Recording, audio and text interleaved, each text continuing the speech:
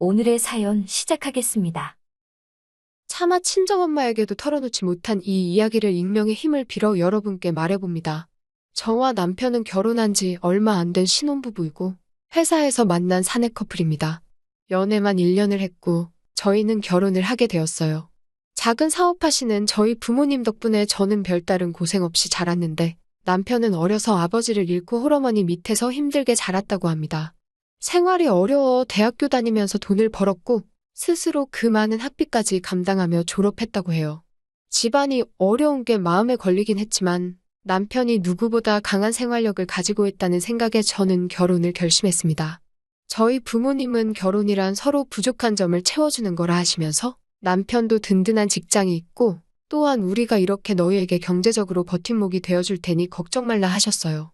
시어머니 또한 저를 복덩이라 불러주시며 예뻐해 주셨고요. 그래서 저희 결혼은 아무 문제 없이 일사천리로 진행될 수 있었죠. 사실 이렇게 행복해 보이는 저희 가정에도 골칫거리가 하나 있었어요. 그건 바로 큰언니였어요. 저와 8살 차이가 나는 큰언니는 소위 말하는 남자 없이는 못 사는 사람이에요. 그래서 지금 30대 후반이지만 벌써 2번이나 이혼을 했어요. 첫 결혼은 언니가 충동적으로 한 결혼이었어요. 소위들 말하는 선수 출신 남자였다고 합니다. 부모님한테 허락도 없이 덜컥 혼인신고부터 올렸다네요. 여태까지 모은 돈이며 언니 이름으로 빚까지 지게 되고 버려졌대요. 흔히들 말하는 공사를 당한 거였고 부모님은 그렇게 개털이 돼서 돌아온 언니를 사랑으로 다시 품어주셨습니다. 부모님이 이리저리 돈을 융통해서 언니 빚을 청산해줬고 얼마 안 있어 아버지 아는 분의 아들과 만남을 주선해 결혼을 시켰습니다. 언니도 그 사람도 재혼이었는데 그 남자는 나이가 언니보다 훨씬 많았어요. 돈도 꽤나 벌고 나름 성공한 사람이었는데 외모도 우악스럽고 해서 재혼을 못하고 있다가 양가 부모님들의 소개로 결혼을 하게 되었습니다. 두 사람이 결혼하고 잘 사는 줄 알았는데 얼마 전 언니는 또다시 이혼을 하게 되었어요. 언니가 또 예전 버릇 못 고치고 남편 돈 몰래 끌어다가 또 선수들을 만나러 갔다네요. 그래서 이혼을 당했다는데 유책 사유자가 언니 이미 분명한데도 어떻게 한 건지 위자료를 좀 받아서 왔어요. 부모님도 이제 언니를 반쯤 포기했고 그래서 언니는 부모님 집에서 쥐 죽은 듯 살고 있습니다. 저희 부모님은 이런 사실을 저희 남편이나 시어머니가 아실까봐 전전긍긍했어요. 혹시나 저에게 누가 될까봐 걱정하셨지요. 다행히도 남편에게 저한테 나이 차이 나는 언니가 한 명 있는데 친하지 않다고 하자 남편도 더 이상 궁금해하지 않더라고요. 그런데 그런 큰언니가 이제 제 인생까지 망치고 말았네요. 결혼식 당일 큰언니는 한껏 화려하게 꾸미고 왔더라고요. 상견례는 양가 어른들만 모시고 했기 때문에 언니가 제 남편을 보는 건 그날이 처음이었어요. 신부 대기실에 들어온 언니와 이런저런 얘기를 나누고 있는데 남편이 들어오더라고요. 이제는 한 가족이 되는 거니까 인사는 시켜야겠다는 생각에 언니를 남편에게 소개하는데 남편의 표정이 잠깐 어두워지더라고요. 저는 왜 그러냐며 무슨 일이냐고 서로 아는 사이냐고 물었지만 남편이 손사래를 치며 아니라고 하더니 자기 다시 얼른 나가봐야 한다며 얼른 자리를 피하더라고요. 저는 좀 찝찝한 마음이 들어서 언니한테 저 사람 아냐고 다시 물었지만 언니는 복잡하고 오묘한 표정으로 낄낄 웃다가 알긴 뭘 아냐고 그러더라고요. 저도 더 이상 신경 쓰고 싶지 않아서 묻지 않았어요. 아무튼 그렇게 결혼식은 끝이 났고 신혼여행을 다녀오고 나서 저희들의 결혼 생활이 시작되었습니다. 남편은 평소에는 아무런 문제가 없었지만 친정에 방문할 예정이 생기면 그때부터 이따금씩 초조해하고 무언가 걱정하는 사람같이 보였어요. 제가 무슨 일이냐고 물어도 그저 아무것도 아니라고 하고 대답해주지 않았죠. 그리고 얼마 후부터 남편의 외박이 시작된 거죠. 그때는 물론 야근이다, 회식이다 뭐다 둘러댔지만 저는 결혼 후에는 출산과 육아를 준비하기 위해 회사를 그만둔 상황이었습니다.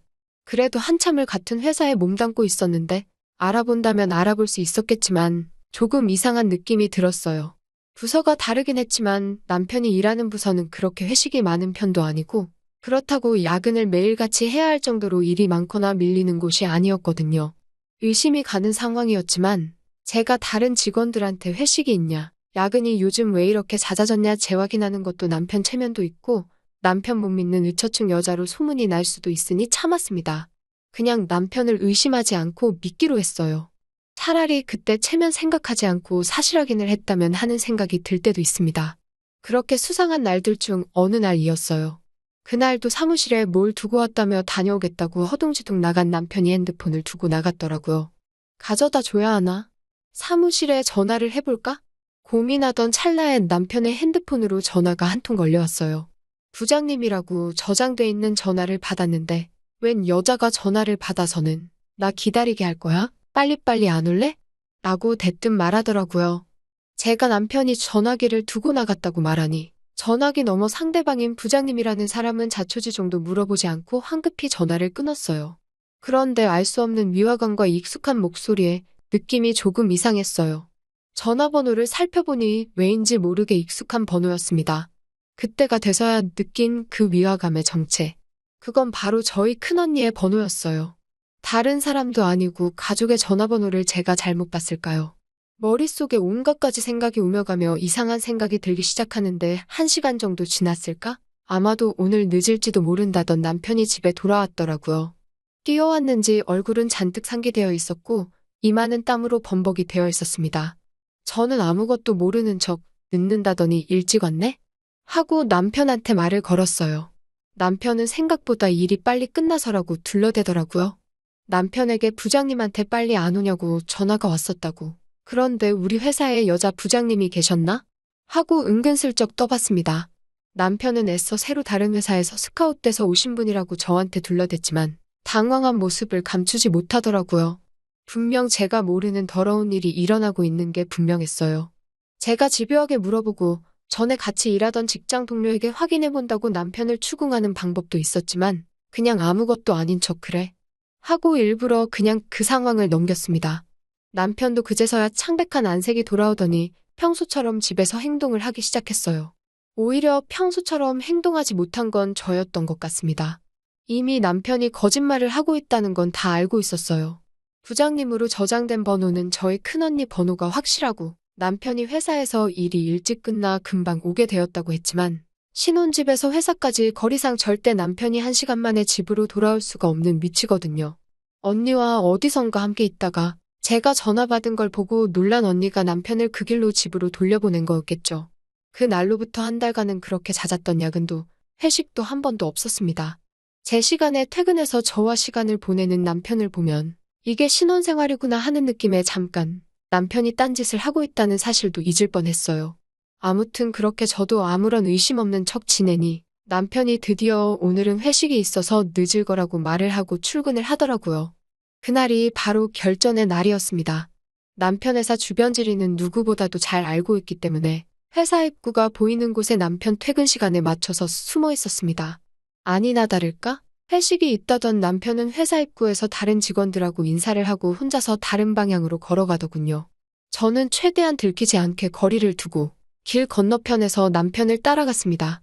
남편은 자연스럽게 근처에 있는 숙박업소 안으로 들어가더라고요. 남편이 방으로 향한 걸 확인한 뒤 저도 곧 뒤따라서 올라갔습니다. 방이 여러 개니 정확히 어디로 갔는지 찾을 수는 없었는데 30분도 안 있어서 방을 찾을 수 있었어요. 몇십 년이나 같이 살아온 언니의 소리가 복도 안으로 울려 퍼지더라고요. 방 문 앞에 서니 정말 다리에 힘이 쭉 풀리고 오만 가지 생각이 다 들더라고요. 내가 그렇게 못해서 언니랑 해야 하나? 언니는 남자 때문에 그렇게 대어놓고서는 이제 친동생의 남편까지 탐을 내는 건가? 이 두 사람은 언제부터 날 속이고 이러고 있었던 걸까? 하는 생각들이요. 제가 그러고 있어봤자 달라지는 상황은 없었습니다. 일단 녹음기를 켜서 문 앞에 최대한 가까이 붙여두고 방 안에서 새어나오고 있는 두 사람이 내고 있는 소리를 전부 녹음했습니다. 언니의 소리뿐만 아니라 근근히 남편의 소리까지 새어나오더라고요. 충분히 녹음이 되었을 때 저는 곧바로 언니에게 전화를 걸었습니다.